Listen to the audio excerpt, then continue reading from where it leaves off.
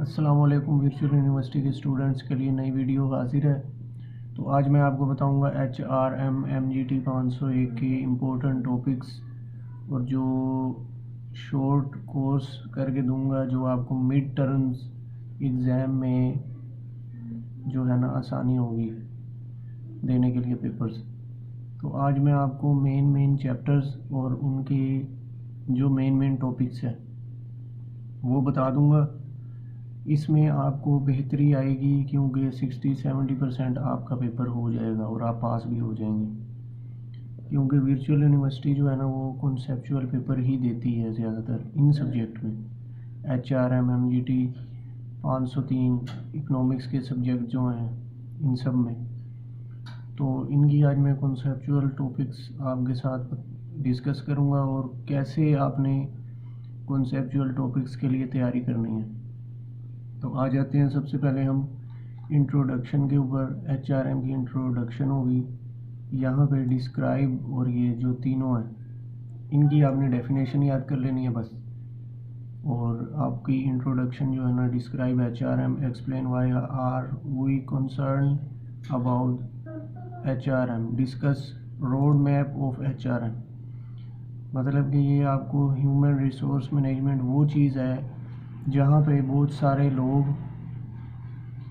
एक ऑर्गेनाइजेशन में मिलकर काम कर रहे हों और हर कोई अपने काम में बिज़ी हो, उसे कहते हैं ह्यूमन रिसोर्स मैनेजमेंट। मतलब कि सब मिल के जो काम कर रहे हैं अपने अपने काम में लगे हुए हैं, उसको कहते हैं ह्यूमन रिसोर्स मैनेजमेंट। आपको सबसे पहले इस चीज़ में ध्यान रखना होगा कि इस के बारे में हमने यहाँ डिस्कस करना है, ठीक है। आगे भी और चीज़ें आएंगी आपको बताऊंगा। अब आगे आ जाते हैं, इसकी सब वो इंट्रोडक्शन आपने पढ़नी है, ठीक है। आगे चैप्टर 2 में है इसेंशियल ऑफ मैनेजमेंट। इसमें मैनेजमेंट के दो टॉपिक्स हैं, मतलब कि concept of essential of management and it's relationship with HRM। मतलब कि management and it's relationship with HRM और कंसेप्ट ऑफ मैनेजमेंट ये बताएंगे आपको। द मैनेजमेंट प्रोसेस ये है आपके सामने। व्हाट इज़ मैनेजमेंट, मैनेजमेंट की व्हाट इज़ इसकी ये तो नहीं है, बस इसमें आपको बताएंगे process of working with difference resource organisational goal, ठीक है। और इसकी मेन जो क्या कहते हैं डेफिनेशन वो ये है, प्लानिंग, ऑर्गेनाइजिंग, लीडिंग, कंट्रोलिंग। ये इसकी मैनेजमेंट की जो है वो मेन डेफिनेशन है। द फंक्शन ऑफ मैनेजमेंट में भी आप देख लेना थोड़ा सा। Manager do to be effective and efficiency the management process properly executed involve wide variety. मतलब कि मैनेजर्स जो हैं वो आपको प्लानिंग देते हैं, फिर ऑर्गेनाइजिंग आप करते हो, फिर आपकी लीडिंग करते हैं, फिर आपको कंट्रोलिंग करते हैं। उसके बाद आपका जो है ना वो सब कुछ जो है आपका हो जाता है, मतलब कि आप गोल्स अचीव करते हो, फिर आपका प्लान कामयाब होता है, तो इसे मैनेजमेंट कहते हैं। ये यहाँ पे इसकी दो ये एफिशिएंसी और इफेक्टिवनेस जो है दोनों लिखे हुए हैं, ठीक है। ये अब आगे आ जाएं आप चैप्टर नंबर 3 में, organisation and concept of organisation, organisation and components of organisation. Organisation की आपने डेफिनेशन देखनी है। फिर ऑर्गेनाइजेशन क्या है, जहाँ पे बहुत सारे लोग जो है मिलकर काम करते हैं, ठीक है, कम टुगेदर बाय चांस, उसको ऑर्गेनाइजेशन कहते हैं। और कंपोनेंट्स ऑफ ऑर्गेनाइजेशन ये नीचे आ गया। फॉर्मल, इनफॉर्मल, मतलब कि फॉर्मल मिसाल के तौर पे एक सिटी ऐसे ही है, पार्ट ऑफ ऑर्गेनाइजेशन दैट है इमिटेंसी ऑफ ऑफिशियल ऑर्गेनाइजेशन, द अनफुल पार्ट ऑफ ऑर्गेनाइजेशन, बाहर जाके या इधर उधर जाके अपने बिजनेस सेट करना।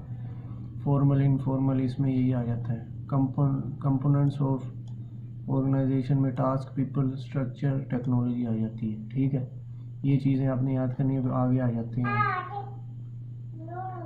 ये चीज़ें आपने सारी जो है ना ये टेक्नोलॉजी वगैरह ये देख लेनी। अब चैप्टर नंबर 4 पे आ जाए, पीपल एंड देयर बिहेवियर। मतलब कि बिहेवियर आपका कैसे है। People, concept of people working together, organisation and human behaviour, ये 2 टॉपिक होंगे। इन टॉपिक्स की आपने डेफिनेशन याद कर लेनी है, ठीक है। चैप्टर नंबर 4 इसकी और इसकी, ठीक है। Concept of people working together, मतलब कि एक दूसरे के साथ कैसे हमने जो है ना वो काम करना है। Part two work in organisation में ऊपर आपको बताया ना ऑर्गेनाइजेशन क्या है। बहुत सारे जो लोग जहाँ पे वर्किंग टुगेदर काम करते हैं, ऑर्गेनाइजेशन, ठीक है।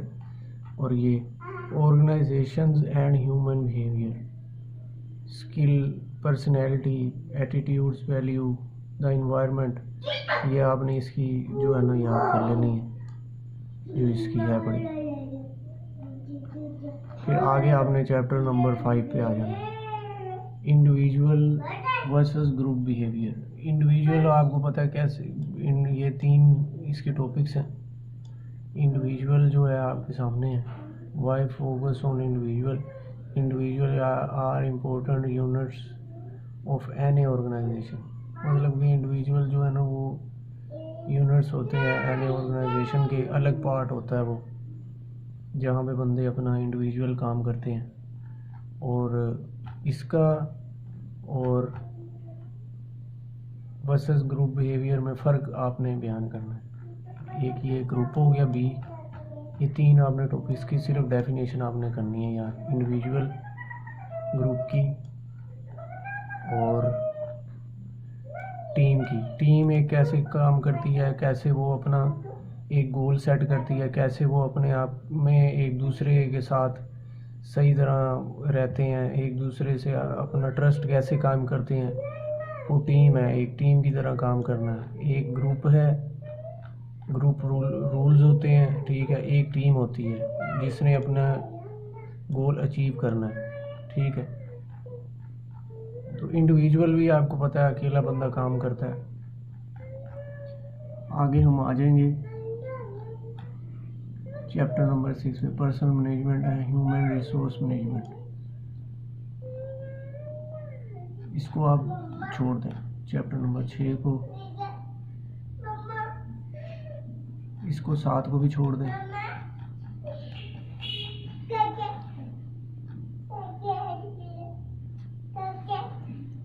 8 को भी छोड़ दें।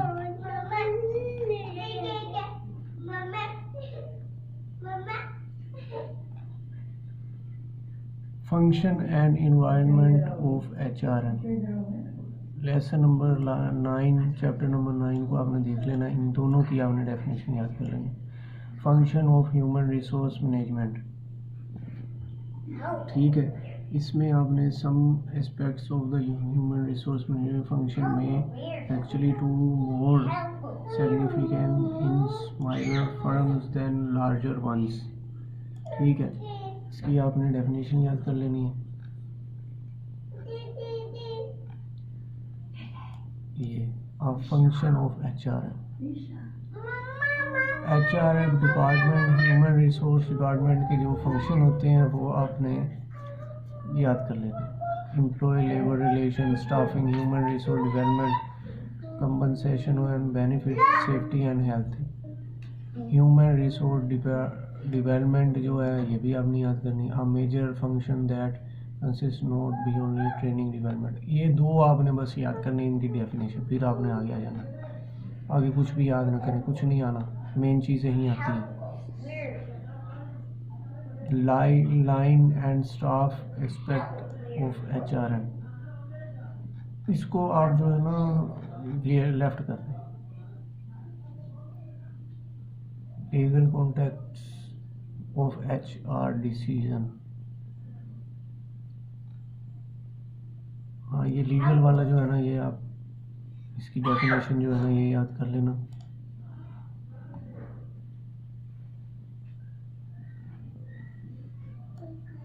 लीजिंग वाली। आगे आप आ जाओ 12 नंबर पे, ह्यूमन रिसोर्स प्लानिंग। ये वाली जो चीज़ है ना, प्लानिंग, ये आपने ज़रूर याद करनी है, ये इस पेपर में आती है। चैप्टर नंबर 12, 13, 14, 15, 16, 17, 18, यहाँ तक आप रट के जाएं। What is planning? Plan are method of achieving the desired result. मतलब कि आपने एक प्लानिंग की है, प्लानिंग के बाद आपने, ठीक है, वो उसको उस पर अमल किया है, फिर उसको उस हिसाब से चलाया, तो फिर आपको उस तरह के रिज़ल्ट मिलते हैं। मतलब कि प्लानिंग आपकी सक्सेसफुल हो जाती है, तो फिर उसके नतीजे में गोल्स और objectives are specific result you want to achieve. मतलब कि फिर आप जो है ना, उस तरह से फिर आप वो अचीव कर लेते हैं। प्लानिंग इसको कहते हैं, आपको बेहतर पता होगा। Strategic planning and the human resource planning process. Benefits of HR planning, ये यहाँ बेनिफिट्स बता रहे हैं, यहाँ प्लानिंग इंक्लूड फोरकास्टिंग बता रहे हैं, लेकिन आपने सिर्फ इसकी डेफिनेशन ही याद करनी है, प्लानिंग क्या है। फिर बीच में ये बी पार्ट भी आप देख लें, लेकिन इसका कोई फ़ायदा नहीं, बस इसके ये बेनिफिट्स और जजमेंटल मेथड ये वगैरह जो देख लेना। आगे आप आ जाएँ 13वें चैप्टर पर, strategic planning and hire. Strategic planning मतलब स्ट्रेटजी कौन सी बनाते हो आप, उसके बारे में ये बता रहा है। HR प्लानिंग प्रोसेस, ये आपने तीनों देखने हैं ये वाले। आगे आ जाओ, जॉब एनालिसिस। जॉब एनालिसिस में आपको करना पड़ेगा, क्योंकि इसके 3 चैप्टर हैं, 14, 15, 16, तो ये बिल्कुल ही आता है। इसमें आपको जो है ना वो दिया जाता है। Chapter describe why job analysis is a basic human resource management tool and explaining the reason of conducting job analysis. Next, we review the types of job analysis information required and discuss job analysis method. Studying and understanding jobs through the process now.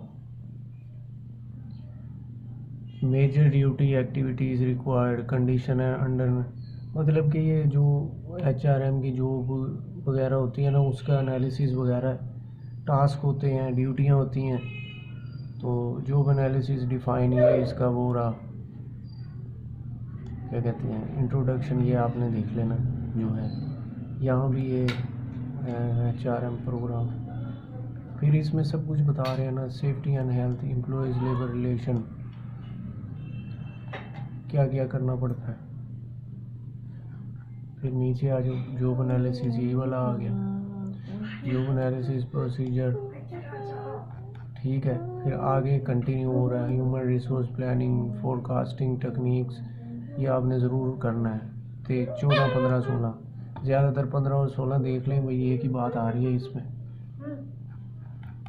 और and में आपने chapter number 17, source of requirement, मतलब कि जो कहीं भी आपको HRM की वो करनी पड़ती है ना,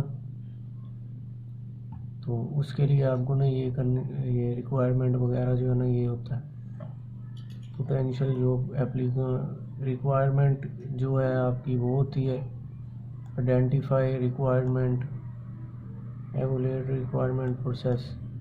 मतलब कि ये जॉब आप कहीं पे लेने जाते हैं ना, तो उसके लिए आपका ये सारा इन्होंने यहाँ पे बताया हुआ है HRM में, कि ये चीज़ें जो है ना आपको रिक्वायरमेंट चाहिए होती है।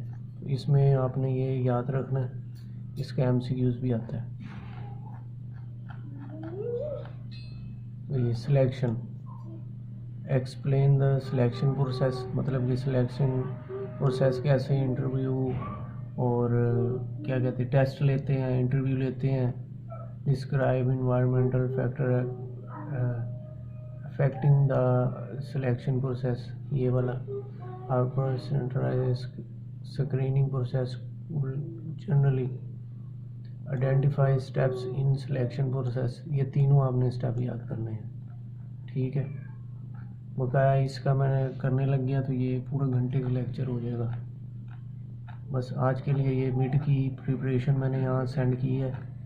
तो चैप्टर मैंने बीच बीच में बताया जो जो नहीं करने, जो जो करने हैं। ज़्यादातर 1 2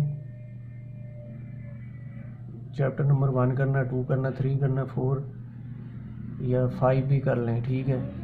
6 7 8 9 6 7 8 छोड़ दें, 9 भी बेशक छोड़ दें, 10 भी 9 कर लें, 10 छोड़ दें, 11 12 11 भी छोड़ दें, 12 से 18 तक, 1 से 5 तक बीच में जो 2 3 है एक नो कर लें। ये आप कर लें, आपका जो पेपर है ना वो हो जाएगा, ठीक है।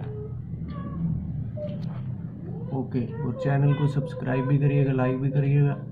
और भी एमजीटी के सब्जेक्ट की मैं लगाऊंगा वीडियोस, इकोनॉमिक्स की लगाऊंगा। और वर्चुअल यूनिवर्सिटी में क्या कहते हैं, ये कॉन्सेप्चुअल पेपर ही आता है। बीच में मैंने कुछ आपको ऐसा बताया होगा कि मुझे इतना ये बताते नहीं है, ऐसे नहीं करते, तो इतनी देर भी हो जाएगी। और दूसरा इसमें ये है कि ये ज़्यादा चीज़ों में पढ़ने वाली चीज़ भी नहीं है, इसकी मेन चीज़ें अपनी याद करनी है, टॉपिक का स्टार्ट, बस उसकी डेफिनेशन, और उन्होंने देना कॉन्सेप्चुअल ही है।